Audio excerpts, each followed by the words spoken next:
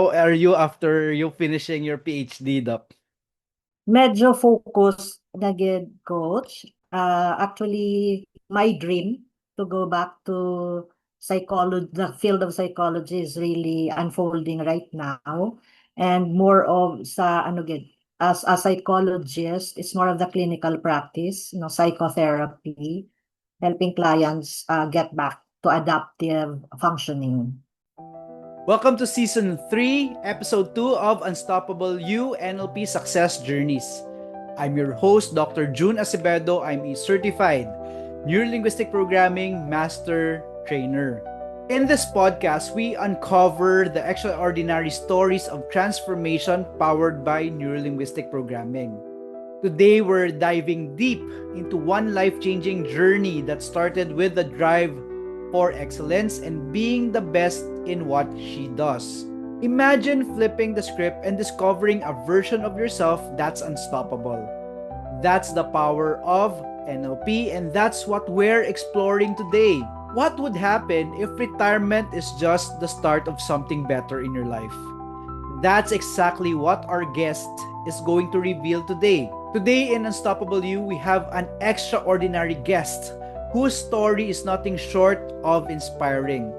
She is a woman who proves that it's never too late to reinvent your life.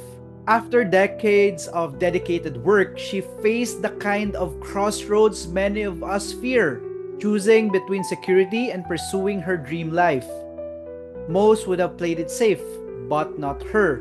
She embraced the challenge, went back to school, completed her PhD, passed the psychology board exams, and built both a thriving mental health practice and a training business, all after the age of 60. Her journey of transformation was fueled by her discovery of neurolinguistic programming, timeline therapy, and hypnotherapy, showing that the right tools can unlock our true potential at any stage of our life. From being my nursery teacher to becoming one of my very first certified neurolinguistic programming students, her story is a testament to lifelong learning, courage, and purpose driven living. Get ready to be inspired as we dive into her insights on breaking through fear, embracing change, and living an unstoppable life. Let's all welcome Dr. Charito Ibias. Doc, how are you? Kamusta ka after everything, no? Subong dong tapos na gid. How are you after you finishing your PhD, Doc? Medyo focus na gid, coach. Actually, my dream to go back to psychology, the field of psychology is really unfolding right now.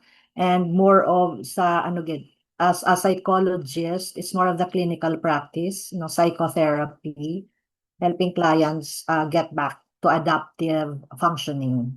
Doc, take us back to the moment when everything changed in your life. Ano ba yung parang breaking point or challenge or wall that you were facing during that time?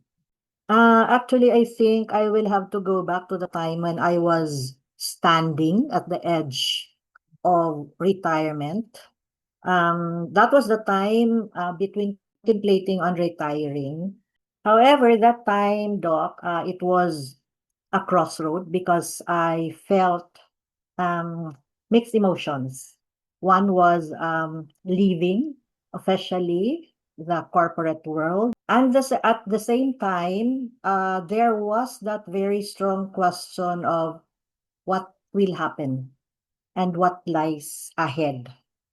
So that breaking point was, I think, not more of kakapoy, from having worked for 40 years, but I think it was more of the uncertainty of what lies ahead and the continuity, no? Maano na ako after.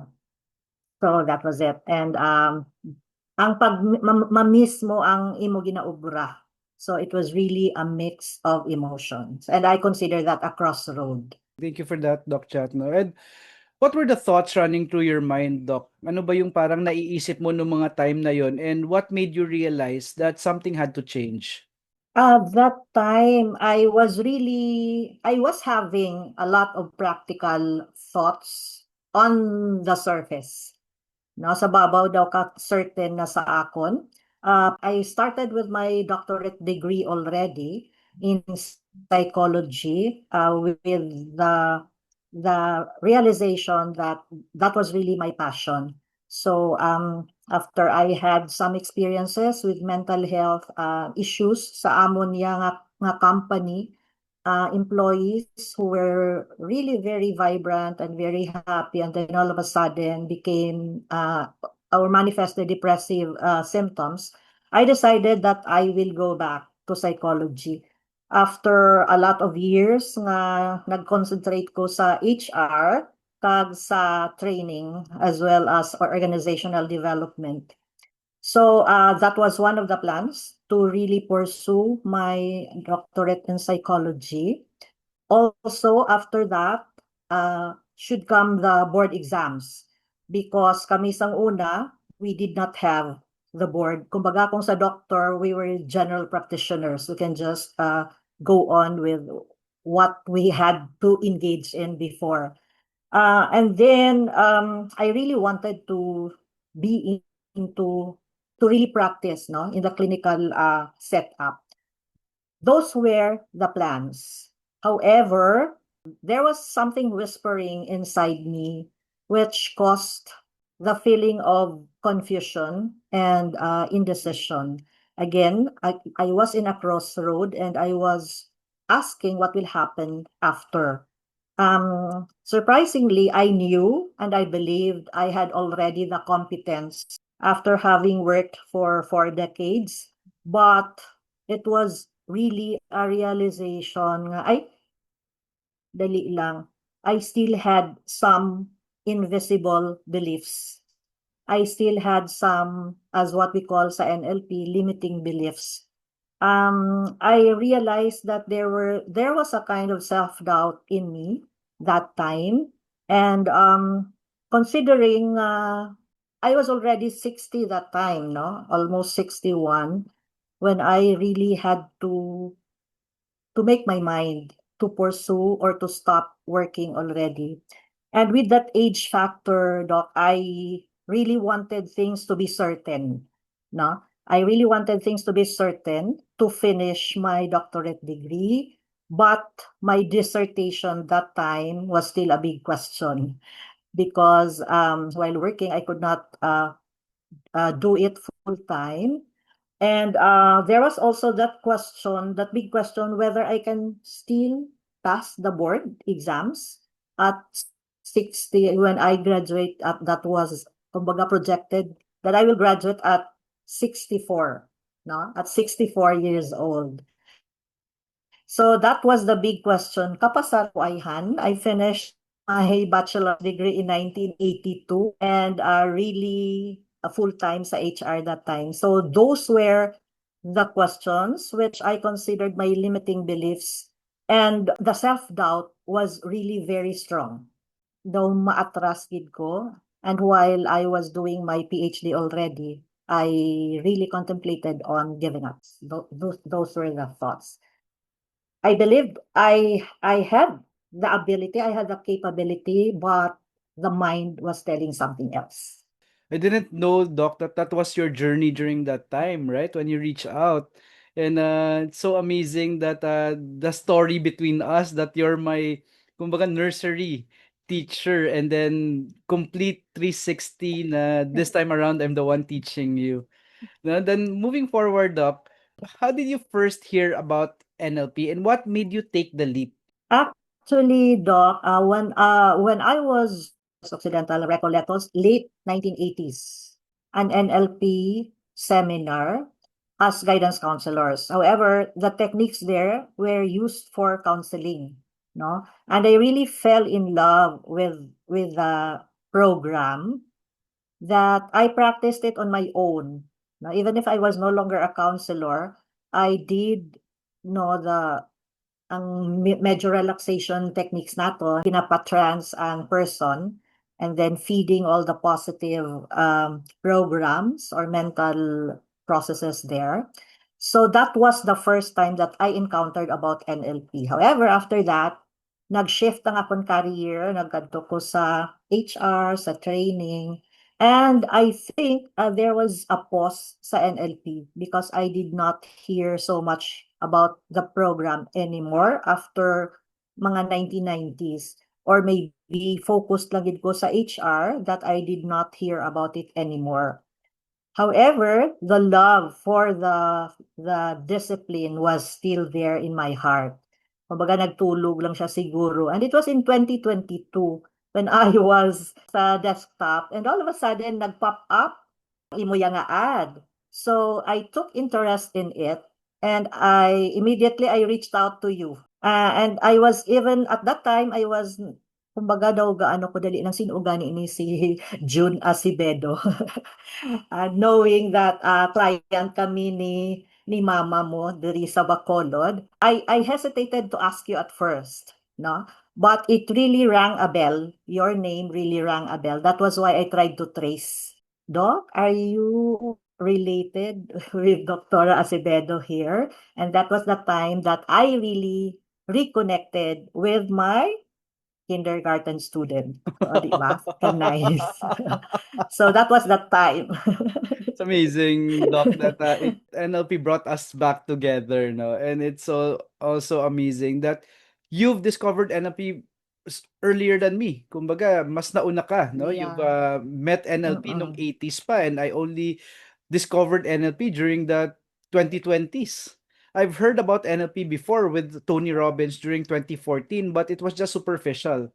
But it was really during the COVID time, during 2020s, that I understood about the power and beauty of NLP. And it's so amazing, Doc, that you're one of the first now, one of the first students, one of the first batch. And the transformation that I've seen with you, with your life, with the confidence right now, with what's happening in just a span of 3 years, right? 3 years was enough to kumbaga Three fulfill years. everything Three that you years. were setting, no? Everything happened last year. Parang everything sped up. It was just so fast last Yeah. year, especially the clinical study that we did, and right now you with your business, your PhD, and everything just falling into place, Doc. No, and I'm just so proud of you, Doc, and so amazing. And the Lord is really so amazing, no, because it led us together because of NLP.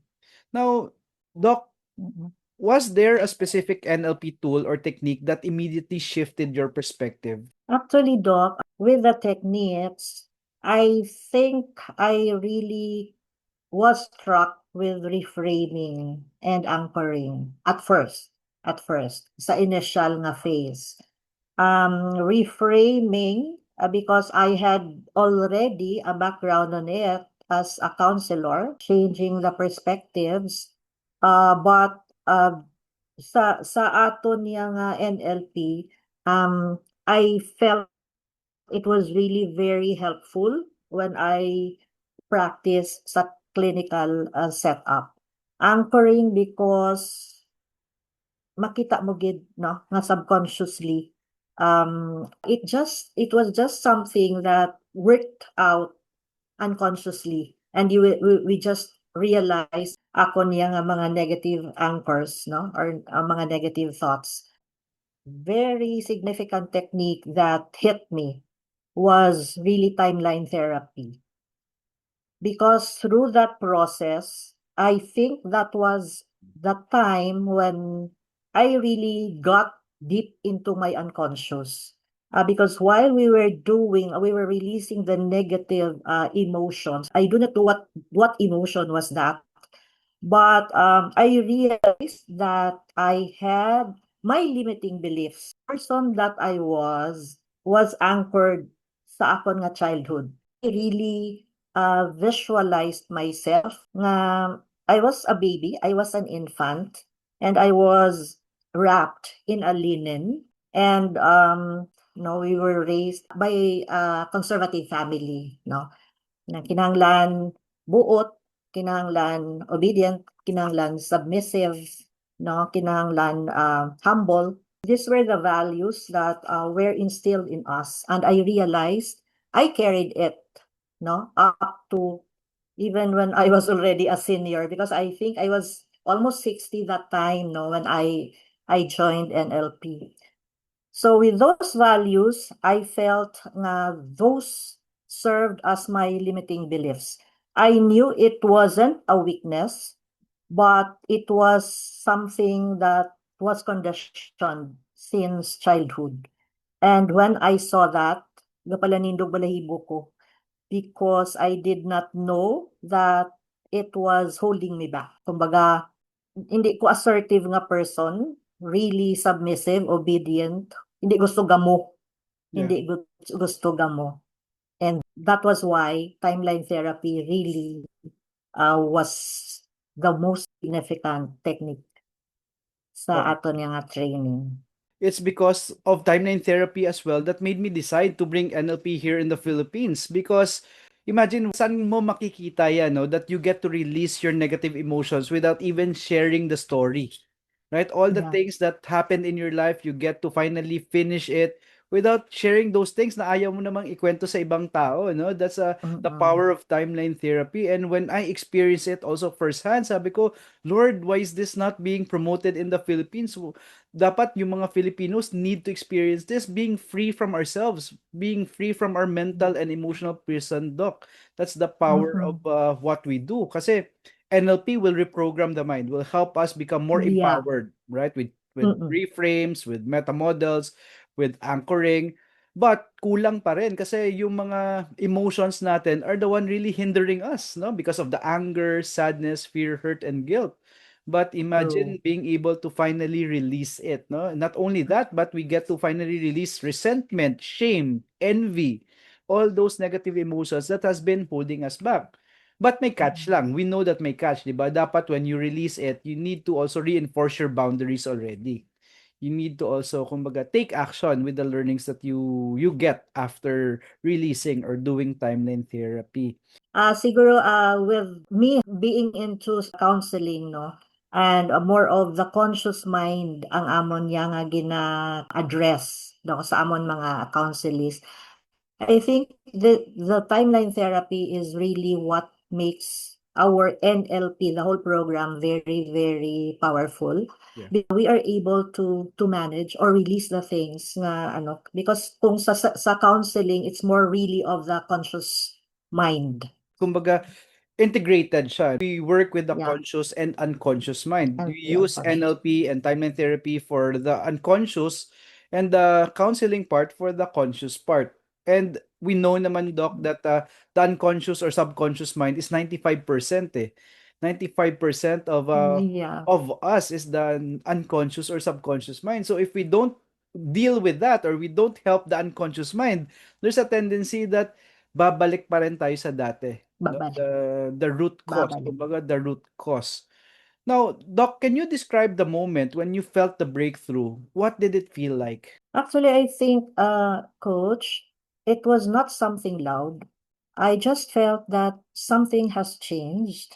I just noticed that I was no longer the same person who was very, very submissive, who was who was very comfortable with her comfort zones. I was secure with employment for 40 years. I just noticed that I was just ready to let go, to separate from what I used to be. I would say it was not something loud, but gradually I just noticed that I already had that courage Yeah. to be able to take the risk, to be able to take the risk. So when I tendered my resignation or retirement, although I had to wait for a year and a half for the company to be able to find my replacement, I was already sure that I needed to let go. So doon muna siya ang akong nakita. I had no more doubts. I thought that this is the time. I thought that there should be no more delays and I have to do it now because I felt that I had to choose myself this time. Although there was still uncertainty because syempre ang ako niyang apprehension, ha, makapasar ko ayan sa akong board. Even if I finish my PhD, if I will not pass the board exams, hindi man ko gyapon ka practice. But I just went with the flow and I decided to really do it that time. The future was not yet clear, but I took the risk. And I think that moment changed everything. It was just the congruency. I think it's more of the resistance because yung mga negative emotions experience became the anchor, right? It used to be an anchor for us. And by releasing all those anchor, at Yeah. least parang naging mas magaan, no? Mas naging magaan, naging clearer and easier to make decisions. And I agree with you. It was not something na parang fireworks na it's just something that you Oo. could see gradually in our relationship with our family, with ourselves, with how we also deal with other people. Parang there's more peace. I think that's the word na yung parang at peace tayo Yes. when we deal with our lives, no? Hindi yung parang pagod or parang may kumukontra palagi sa buhay natin. Now, coach, after experiencing your own transformation, what changes did you see in your personal or professional life? First, I felt liberated. Though nag-divorce ko sa akon nga inner limits. And I became more decisive. I took the risk. I really took the risk. I felt I became more empowered na wala na ko back and forth bala Yeah. in terms of my decision. There were a lot of challenges. So kadamo lang gid sang challenges when I was doing especially my paper. However, there were times nga I tend to question mapadayon ko or not. But I think the strength was already very established, that it was established. It was established. So in terms of sa personal life ko, doon mo na siya ang changes, being decisive, taking the risk, not just staying in my comfort zone. Hindi na siya controlling. So, focused on my doctorate degree and eventually was able to finish. And after that, kabalo ka doc sa ako niya nga board. I Hmm. only had 2 weeks of intensive study. 2 weeks. So, I had ng times na mag-study but 2 weeks gid ya ang gin-devote ko because I was teaching sa Yeah. NU na that time. And when I went to the venue, I knew I was not prepared, but I just had the faith that I will be able to do it. So kumbaga, ang limiting mga beliefs, though I did not feel it anymore. So diretso lang gid ya. The profession as a psychologist, it's really giving so much meaning to me because while I deal with my clients who have their own limiting beliefs, who have their own inner struggles, I am able to really go down deeper, understand them, um, and apply. No, for certain cases, timeline therapy, especially for those who have deep struggles nga daw hindi madala gid sa aton yang nga mga iban nga techniques. I agree. So it's a plus factor. It's a plus factor nga daw mabatsagan mo gid nga magsiling sila, hala, nang ara gali na. It's something unbelievable. It's something nga daw hindi ka gid ka pati, but once they are relieved of the negative feelings, then so I would say nga after that, I feel nga daw mas naging powerful, no? May plus factor ang ako niya nga practice sa psychotherapy. And I think everyone needs to experience this, Doc, that being able to just release it, no? And maganda kasi is that we know how to loosen the grip, right? Initially kasi they are so Yeah. resistant and syempre they're still not willing to surrender. But after that, when they fully surrender and they give it 100% and they do the process, kumbaga sila din yung makikinabang just like our participants Mm-mm. before when we did the study, no? And I could see some of our participants, Doc, really thriving right now and I'm just so proud of them, Doc Chat. Now, Doc, True. how has your transformation inspired or impacted the people around you, Doc? For my clients, doc, it's easier for me to understand them. Although there are really those na medyo resistant man gid because they have been living their world, their inner world for so many years already. But I can relate with them, and I feel that it's giving positive outcomes with their own testimonies of how their minds have changed, of how they have been relieved of the years of struggle, especially those na medyo ano na gid inang clinically significant gid ang ilaya nga mga struggles. Yeah. So that's it. And with the people that I have come in contact with, daw nadula nabi coach ang ako niya sang una nga inabalang mag ano ka sang authority daw ga ka-intimidate ka.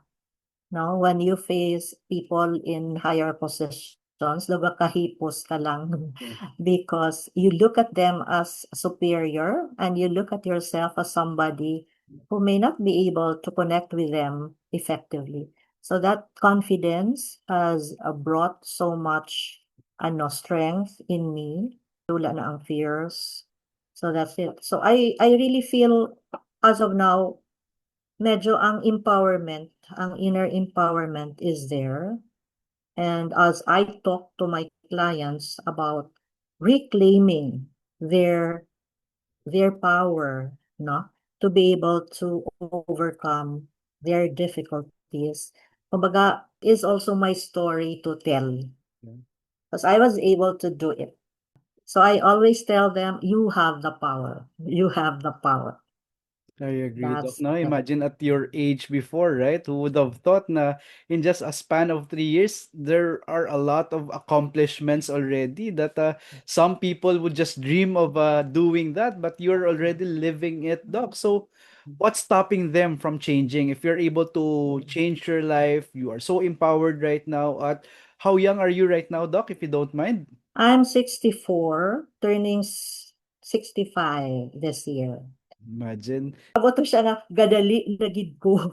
Because if I will not decide by then, age will catch up with me. How many people who are also in that decade of their life or stage of their life also thinking about what you're doing, but you decided to take action. You Mm-mm. decided to, kumbaga, go for it, but with the right tools. Kasi kung walang right tools, kakainin din tayo ng takot natin and self-doubt eh. That's the reason that's very important that we equip ourselves, Doc, so that we handle all those self-talk. Kasi yung kalaban natin, hindi ibang tao, but sarili natin. True. And also, I think, Doc, may I add, there is an advantage nga siguro on hindsight, no, nga pa magkuto kisa sa Lord, Lord, dali lang gid nga adaw ka late na gid, no? If I will look at it really, Yeah. daw ka late na kahit akong mga classmates ang una sa PhD, mga very young, and I was the only one nga medyo at that age. In fact, I would like to share, no, especially to those listening, or to those who will view this, nga during my oath taking, ha, may kaladlawan din nga natabo. I was mistaken as the parent and not the the one who's going to take the oath.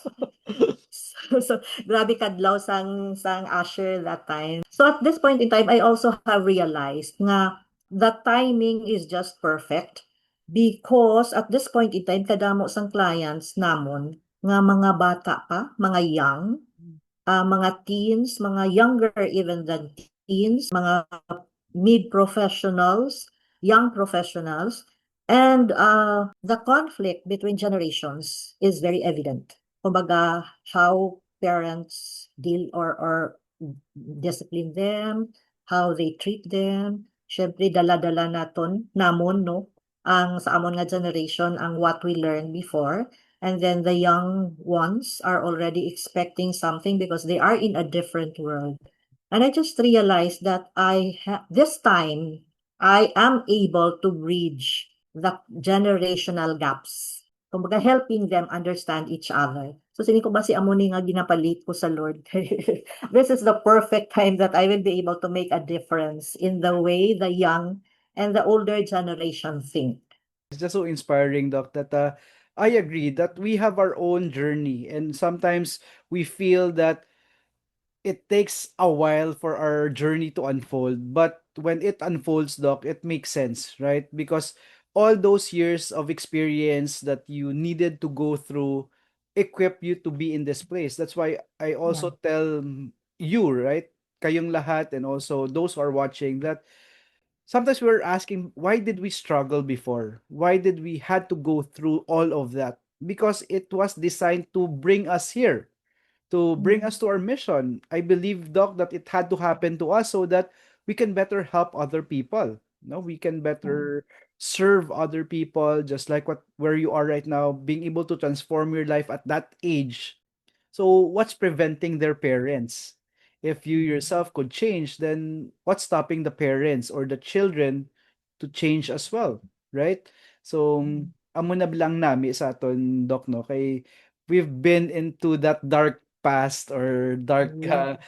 darkness of our life, but because of syempre our faith with the Lord and also the tools that we have right now, we're able to overcome it. And this time it's about time for us to To give back give. and to help. Doc, Mm. may I also add, no? Because I think this is important. I would like to to support what you said, that everything that we went through before was in a way preparation for where we should be. Remember, oh, I would like to again honor my student, my kindergarten student. Um, who in the world would think that we will meet again Yeah. after so many years? If I would borrow the words of Steve Jobs, that connecting the dots, we can trace that anything that happened before uh, is destined to connect with the future. I also believe that ang akong experience sa academe, sa HR, as a guidance counselor, as a trainer, and sa organizational development, hasta sa aton yang NLP really completed the loop, no? Bringing me now to somebody who can witness, who can testify that anything that happened in the past will just unfold Yeah. if we will just give it a chance. Wow, if we just give it a chance, right? And I believe that's also very important, Doc, is that sometimes what we want is not the best for us, eh, True. right? And the moment that we surrender ourselves to the Lord, for me, it was really surrendering myself to the Lord that led me in this path as well.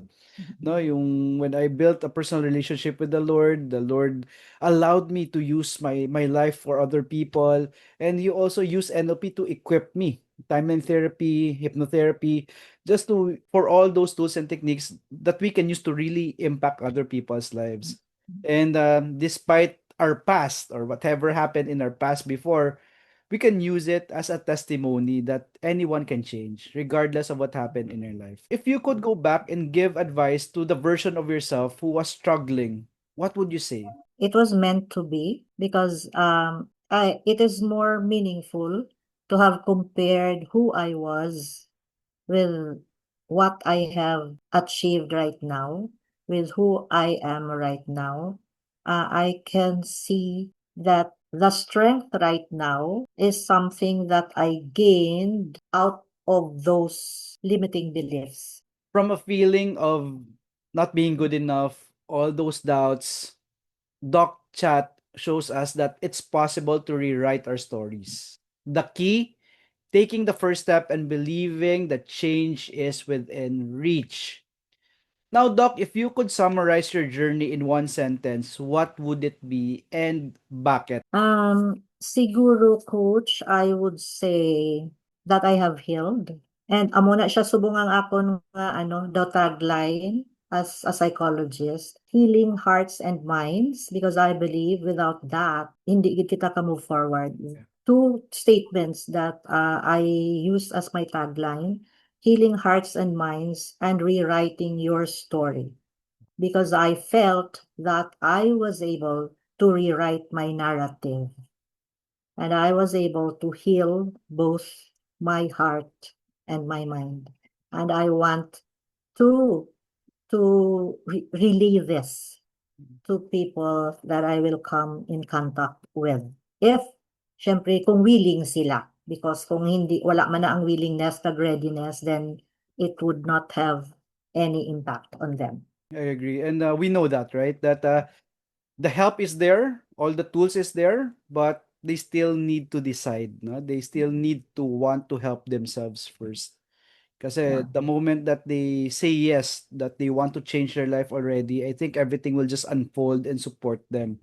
But if they are not yet ready, they want to play the victim, so wala tayong magagawa dyan, no? Now, Doc, what's one powerful belief or mantra you now live by thanks to NLP? I think this is what I usually share and tell my clients, Doc, because personally, I know that was what happened to me.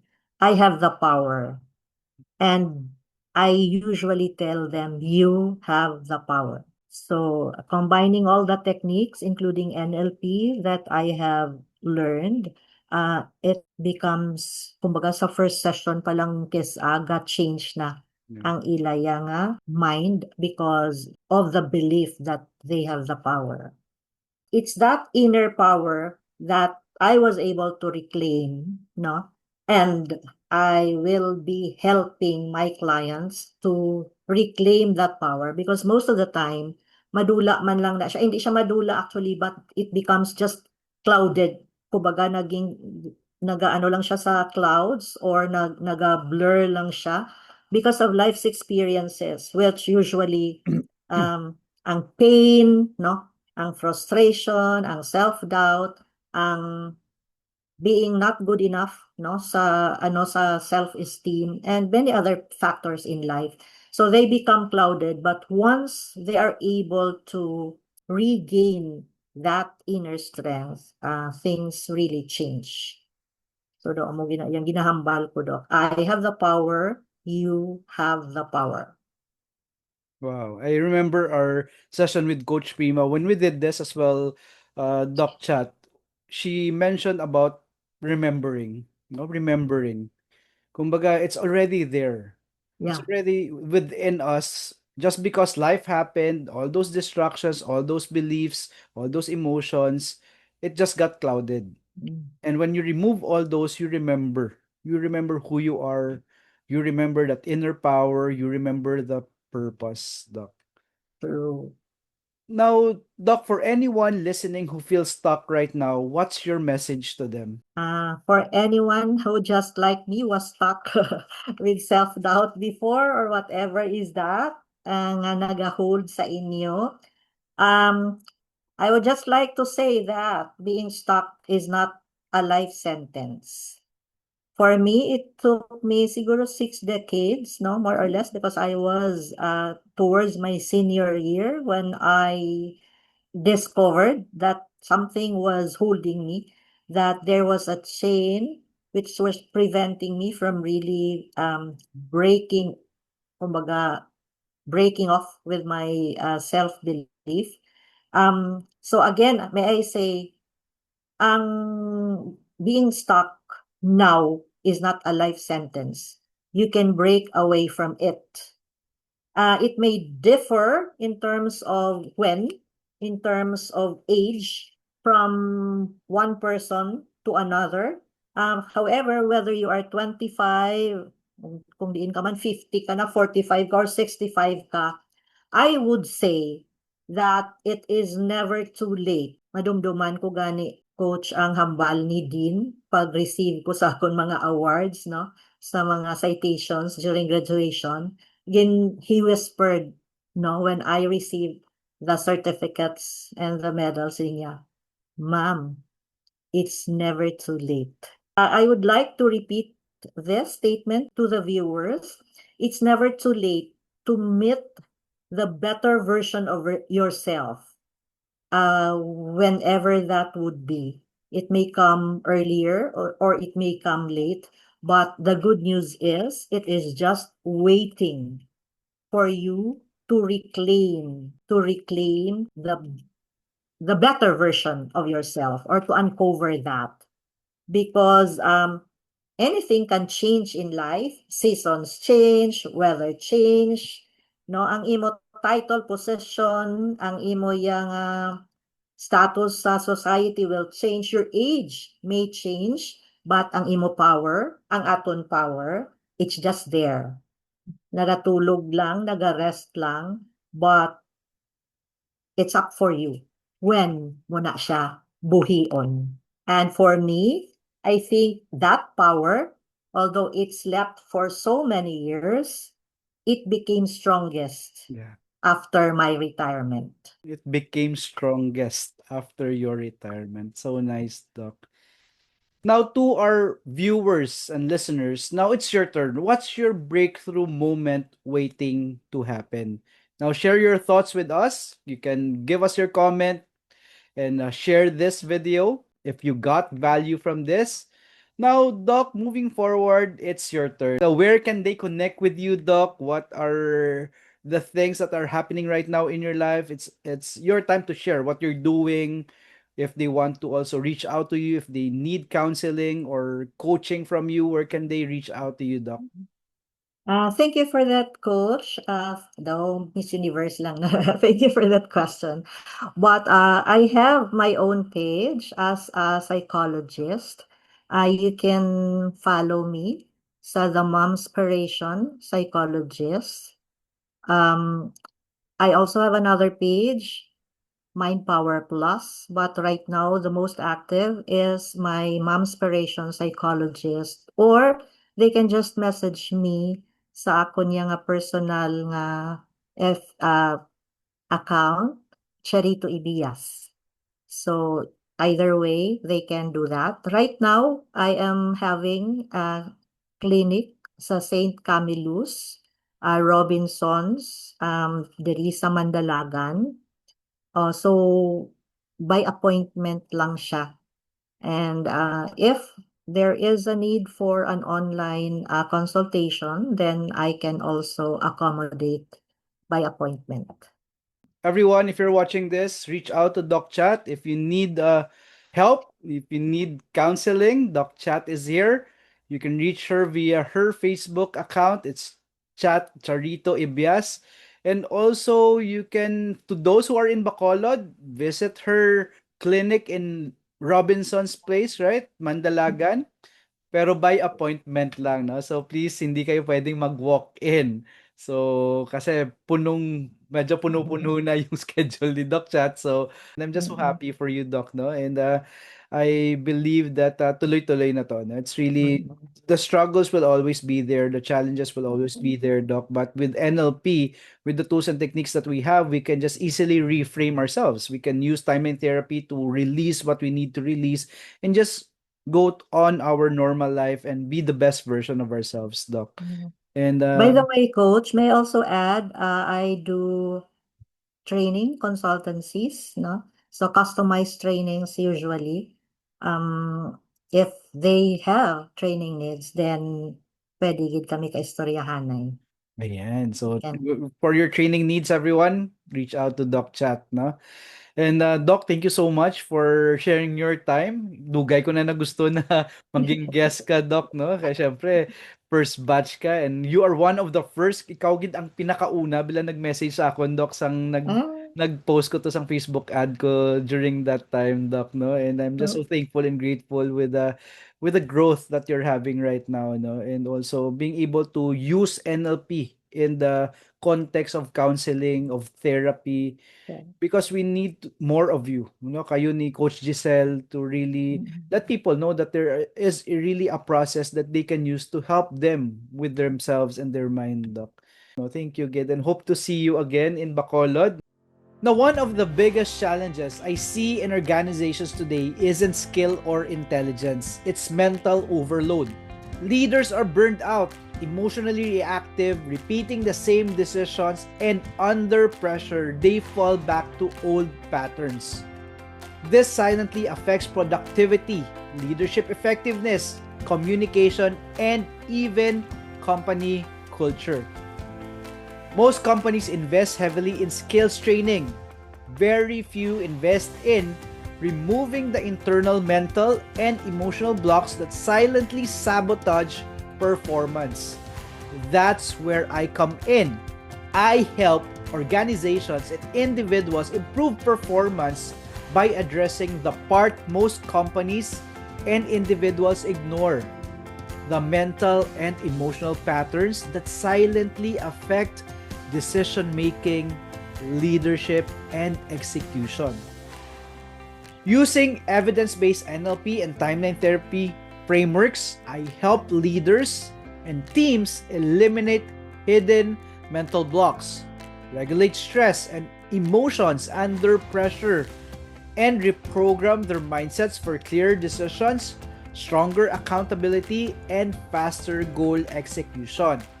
The result is improved leadership effectiveness, reduced burnout, better communication, and higher overall performance without adding more workload and complexity. How much do you think will that add to your bottom line when your leaders and you yourself and teams are operating at your fullest capacity? For example, many high-performing executives are still unconsciously driven by past stress, pressures, or limiting decisions that affect how they lead today. I help them reset their mental and emotional operating system. So instead of reacting, overworking, or repeating the same problems, they lead with clarity, emotional control, and strategic focus.